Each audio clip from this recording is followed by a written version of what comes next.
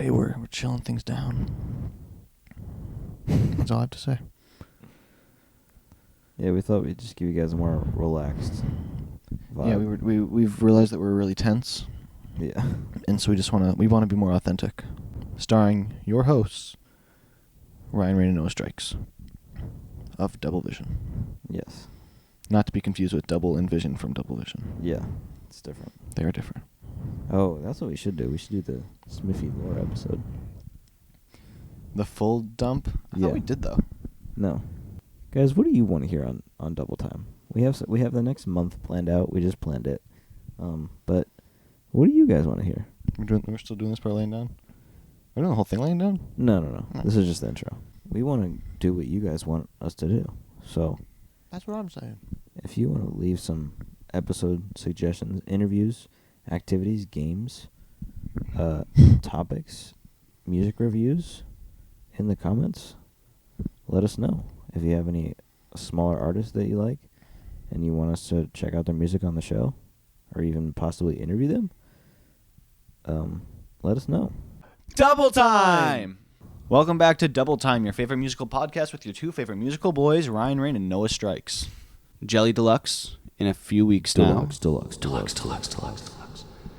2 extra tracks and some... Two extra smashes. songs. Oh, 2 extra songs, a 6 lot of extra tracks. Yeah, a lot of extra tracks. That we will probably talk about more in a couple weeks with the episode right before it drops. The episode after the Lord episode. Yeah.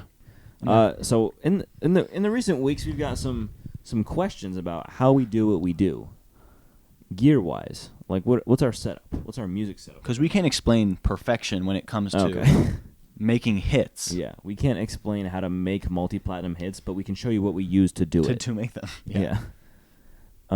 Anyway, we've shown you our camera setups multiple times in the past. You probably don't really care. You probably might not care about this either, but we're gonna do it. But if you're watching this, you might make music. Yeah, actually, that's true. The DVDT podcast, Double Vision Double Time podcast. Demographic is probably the more niched Double Vision fans. But if you want to know more about making music videos, I guess that is a process that we know a little bit about. That's true. Yeah, let us know. That'll be a different episode. But for now, we're just gonna be going over music gear right now. As the resident writer for the Double Vision hits, there are 2 crucial things you need: a notebook and something to write in it with. I like pencil because then I can erase it. I think that it's very important to not type your ideas down. I don't know. I feel better when I'm actually like physically writing something down. Maybe that's just me. It makes me feel like it's more important. So I actually like care about what I'm doing. So pencil, paper, something to record your demos into because you're bad at producing and you don't know how, the things work, the softwares and such. Since I am writing, I'm also playing guitar into my Blue Yeti microphone and recording demos into Audacity, the free recording software. And hey, let me tell you, it works. Yeah. It gets the job done. Yeah. Every single song that I have written for Double Vision, at least like original song, it has all been done through Audacity. Yeah, and this is like we're not saying like we've made songs in Audacity, but we've like he's gotten his ideas down in Audacity. Like in most demos. Yeah, from any Audacity. recording software just to record melodies and rhythms and stuff will work. Because, at the end of the day, a demo is a demo. It's not going to be good. It's not supposed to be good. It's supposed to get your idea down. Yeah. And it works. Yeah, if you want Like some what, gear your recommendations. Midi keyboard? For the instruments that I use, I have an acoustic guitar. It's the one you've seen in a lot of videos, like Somewhere in the Snow. I have an acoustic electric guitar. That was my first one. I don't like using it because the strings are raised and it hurts my fingers. I don't think that one's been in any videos, but it's blue. And you can plug it in if you want to play acoustic through an amp. I don't think I've ever done that, but it's possible. I have a Midi keyboard. It's an Alesis V49. I've had it for a couple of years now. You got the sustain plugged in. Okay. Yeah, that's what it looks like from the top. It got the little launch pad on the side? Yeah, it's got a little launch pad. It's got a lot of little knobs and levers on it. I really like it, even though I don't use it very often as like... I definitely don't use everything on it, at least now, because I'm very now just getting into like... DAWs or DARs? DAWs. DAWs. guitars. Yeah, I'm getting into some producing things. Getting into some FL Studio. Yeah. Trying to, just have something that can play a MIDI keyboard on it. And I mean, yeah, honestly, I just made my first demo in FL Studio. It's actually good. I'm basically a producer. Yeah. So, yeah, I use FL Studio. You're not like engineering stuff. No, I'm just. Yeah. It's like I need to get the ideas down, and this was a piano song, so I didn't want to play it on guitar because everything else I've done. If I made a demo in the past, it's been guitar, and it's like. It's hard to get the real vibe across if you're playing on an acoustic guitar. Yeah. So yeah, I use the Alesis V49. I would definitely recommend it. It has velocity keys, so if you press them in harder, it does louder noise. It's got a little launch pad for if you do like percussion drum stuff, I guess. I don't use it very often. Like I said, I have a Blue Yeti, the original. Blue Yetis are good. We've I don't know if we've actually done final vocals with the Blue Yeti ever, but we've definitely part of the bridge on Somewhere in the Snow is. Okay, yeah. I mean, yeah, Blue Yetis are good. Like, if you have, like, good engineering knowledge and plugins and, like, capability with your software, Blue Yetis are good for vocal mics. Yeah, like, they definitely work, and they're, now that the new Yeti X is out, which might be better, I don't know, I haven't tried it. I'm looking off screen for the visual people, because that's where it is. The Blue Yeti definitely works. Like, it gets the job done. Yeah. It's not like a crusty, like, it won't sound like a webcam mic. Yeah, because I remember my first condenser mic was the Scarlett like condenser mic that comes in. You probably don't know what that is, but it's literally like a recording bundle that you can get on Amazon for like $150, and it's like the interface, an XLR cable that's like 2 feet long, and then the microphone, and it's probably like a $50 condenser mic, and it sounds so tinny and like harsh on the highs. It's like almost like whispery.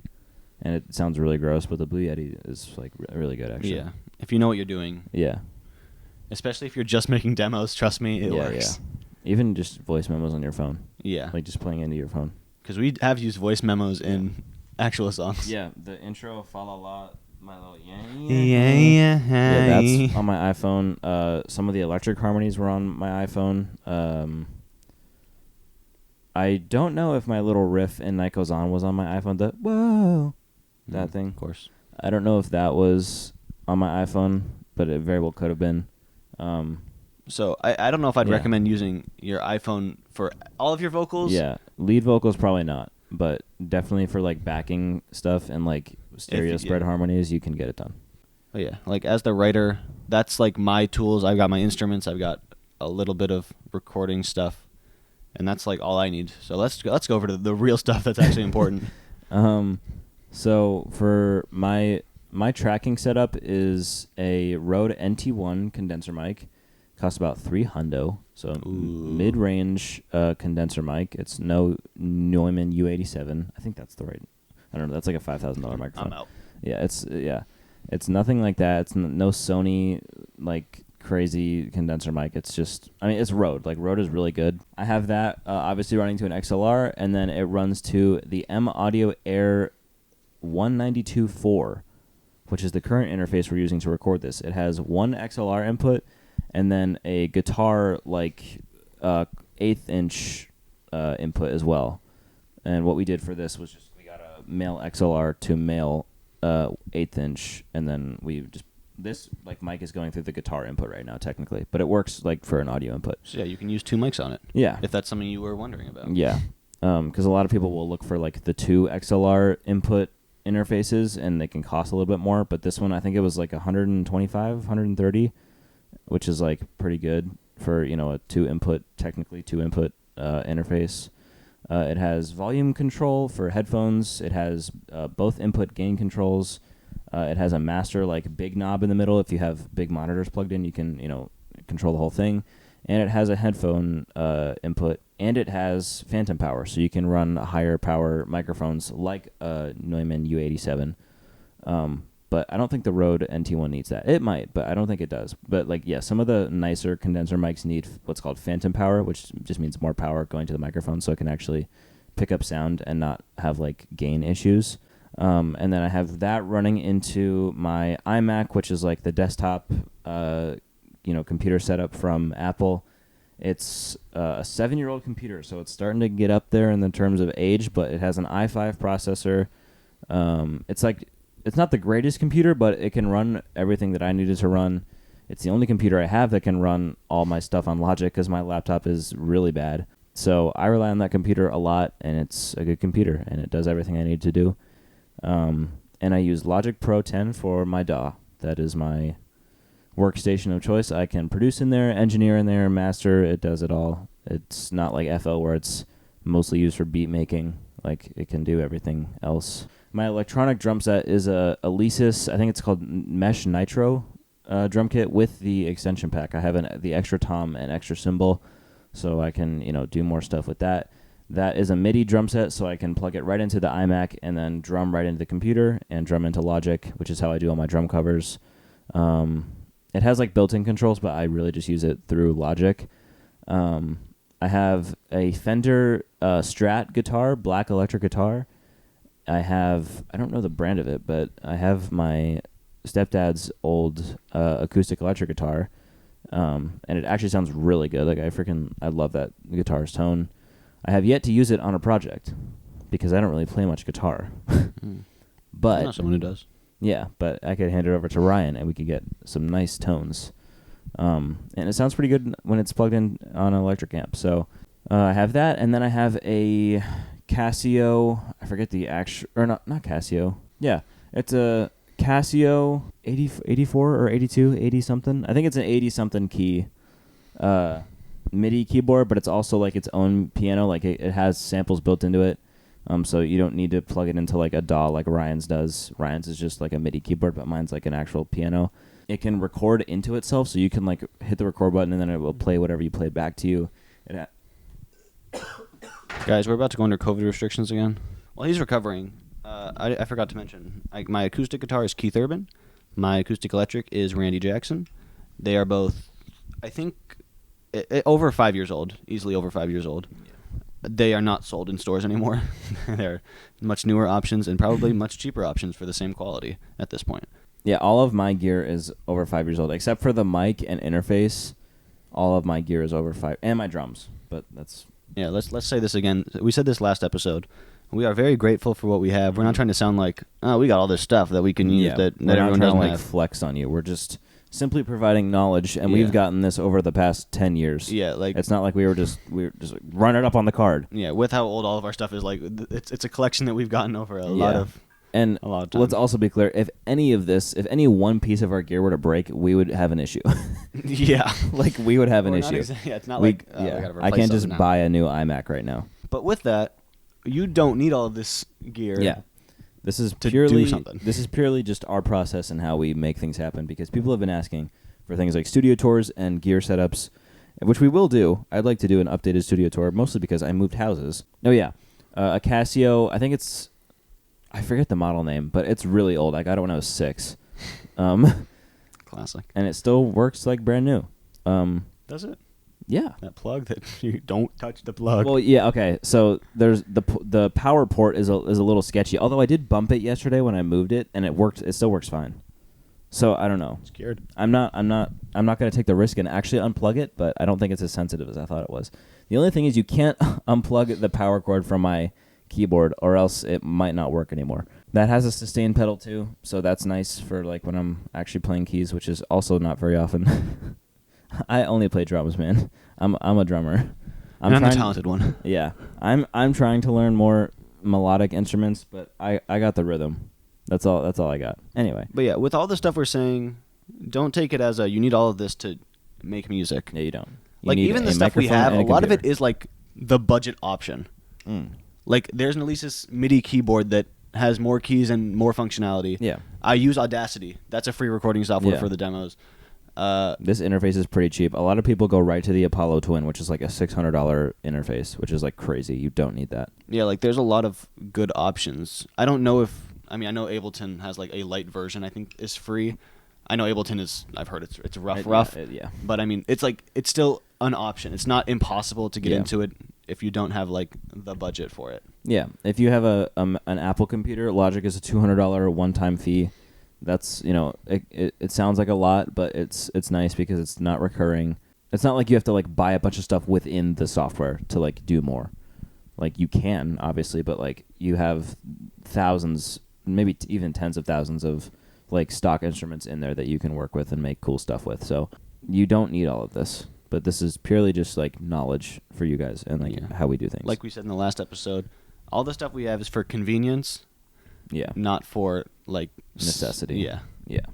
And yeah, my mixing arsenal consists of mostly Waves plugins, some free random plugins that are like hidden gems, Melodyne, this guy, which is the vocal tuning software that is like goated and everyone should know about. It's not autotune. I do not have autotune. So we are until not we do our Nightcore? No, yeah, not Nightcore. Our Hyperpop. Yeah, our Hyperpop album. Our We're not Hyperpop doing album. Hyperpop. We'll see. You'll quote us on this. It's on the table. Yeah, I don't have autotune or really anything super like robotic like that. I do all my tuning manually. I don't just like choose the key that the song is and then let it go over, because we tried that with Euphoria and no. Did you? Yeah. You did that with Euphoria? Yeah. Dude, I didn't have manual I did tuning. not That's know why about it that. sounds so bad. That's really funny, actually. Can we get a clip of that? I also just couldn't sing. The algorithm of Melodyne is insane. Like, it's such a powerful tool. It's very expensive, but It's true. We can't say that. we can't say that. We have a friend who was able to find a version of Melodyne that Yeah. was of no cost, and I don't believe we can look into it. Yeah, we can't disclose Can't how disclose or who, where how, or where, when. when. Look into it. It's possible. Yeah, it is possible. At least for I FL Studio. I don't know if Yeah. it like goes across all platforms, but on a PC using FL Studio, it works. Yes, I think Logic is more secure. I don't think it's as easy to get cracked plugins on Logic. Nor do we condone that. Yeah, I think you should, I you haven't should pay for everything you yeah, get. I haven't gotten any cracked plugins, mostly because I'm scared of viruses. Because that's like a big thing. Like, I've heard horror stories of like people getting cracked plugins and then making this crazy like song, and then the project file just gets wiped. Yeah, so legally speaking and safety speaking, buy everything you're going to use. Yeah, I'm just saying With there are options plugins. out there. There are options out there. yeah. Get Wavestune. Wavestune is like $70, and it has like, I think, manual tuning. I'm not really sure. It's definitely cheaper than the actual Antares Auto-Tune plugin. Oh yeah, my Rode microphone, I have that on a stand that Lord gave me. Shout out Lord. These two microphones are the Shure SM58. They are like your standard live performing microphones. Like, literally every venue will have these. You can use these as hammers. They are indestructible. I've literally heard stories of people using like this as hammers on like stages, and the mic is fine. Like, these are literally indestructible. And we use these for Mistletoe Love, hence why the vocals sound really low quality. Like, they're not great for studio vocals. They're great for live stuff and like talking, but singing, they're very just like a dark sounding microphone. You'd need a lot of like lifting on the highs to make it sound as bright as a condenser mic. So that's why we're not using that anymore. Listen for yourself. Mistletoe Love. Compare that to Jelly. Yeah, By like, Double Vision. Yeah, yeah, Yeah, see what you think sounds better. yeah. Stream both. So yeah, we don't really use these much for music anymore. We'll probably use them for the live videos that we do for Jelly, just because they're made for live and like performing. They're dynamic, so like the further I get, the quieter I am. The further I get, the quieter I am. It's not really like that with condenser mics. There's a whole episode we could do about microphones, but yeah, Sound. yeah, Sound waves. Yeah. So these are now like just like the podcast mics, basically. Yeah, let's say this for the third time. We are thankful to have everything we have. Yes. But also, you do not need everything. Yes, that we have. thank you, family, for buying some Yeah. of my stuff. Thank you that we were still children and we got Christmas presents from. I got piano for birthday because I wanted to play piano. Wow. But yeah, like, if you're using one of like a DAW, like, you don't even need a Midi keyboard if you want to play a keyboard. Like, it's all convenience. Yeah, if you have a keyboard on your like computer or like a USB keyboard, there's keyboard playing. Like, you can play the notes on the keyboard. You don't need a Midi keyboard.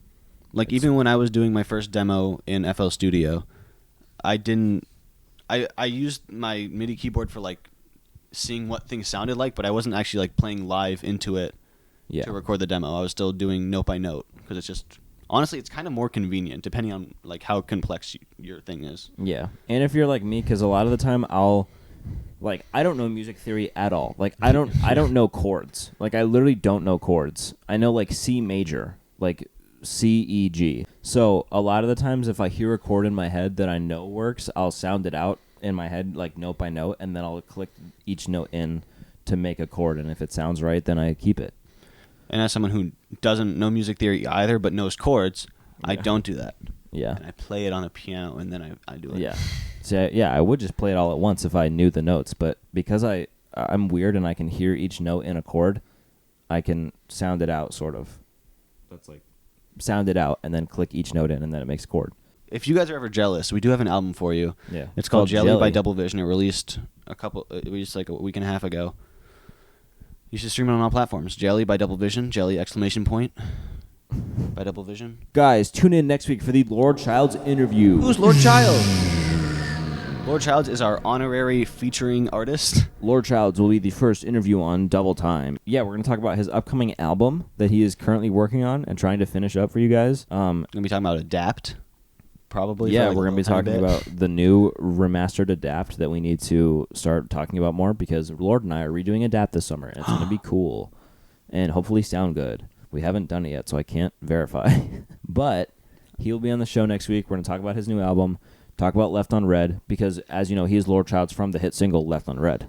That blew up on TikTok in 2021. Yes. 20K streams, hit it last week. Congrats to the man. We're going to have him on. And it should be fun. If you would like to be interviewed on Double Time, virtually, actually only virtually. Only virtually. You will not be allowed into my house. Yeah.